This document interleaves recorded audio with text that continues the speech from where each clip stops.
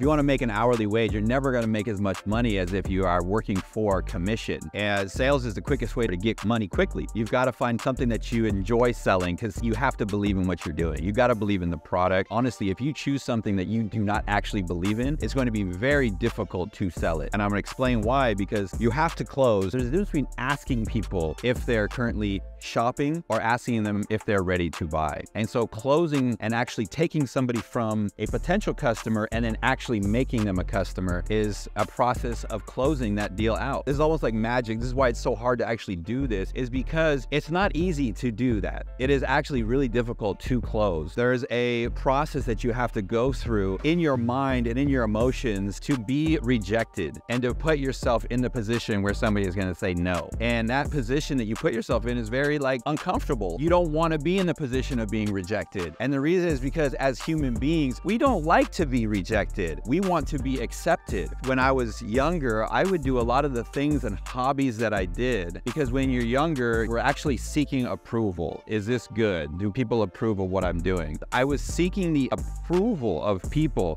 by doing some kind of artwork, playing video games. In those actions of hobby type activities, there is a desire for people to be recognized. Look at how good I am at this. Because that's what we do as people, as humans. We are seeking often approval. So if you know that, and if you look at that, you're going to realize that that's why it's so hard. That's why it's so difficult to close. Because what's going to happen in sales is that people aren't going to approve of you. They're actually going to reject you. I don't want that. I don't like the price. I don't like you. I don't like the company. There's going to be a number of reasons why they say no. And so it's very difficult to be a salesperson who knows how to close because you're going to have to deal with that rejection. So the key in all this, what is the answer? What's the solution to become better at sales is to realize asking people if they're in the market shopping is one thing. Asking somebody, are you ready to buy? Are you ready to do this today? Is a whole different skill set. You have to be willing to ask the question because at the end of the day, you're going to measure your success in sales by how many people actually say yes and how many people you actually close. It's great to do 250 phone calls a day, but if it is actually not producing any money for you, then what was the point? Making phone calls is great. It's tedious. It's a lot of work, but closing is what's important. Last thing I'm going to say about this is I remember my first time selling a contract. I remember just going from sending invoices and sending bills to customers. Instead, I was going to now sell contracts to these existing clients. And I remember getting my list of clients, going through all of the clients and deciding who would be a good fit for my service. And then I designed a package that I could sell to all of them. So I remember when I sold my first contract and I sat down and how kind of nerve-wracking it was to put this contract in front of the business owner and say, look, here's my suggestion.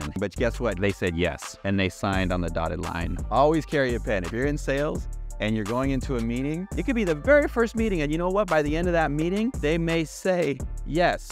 So make sure you have a pen so they can sign the contract.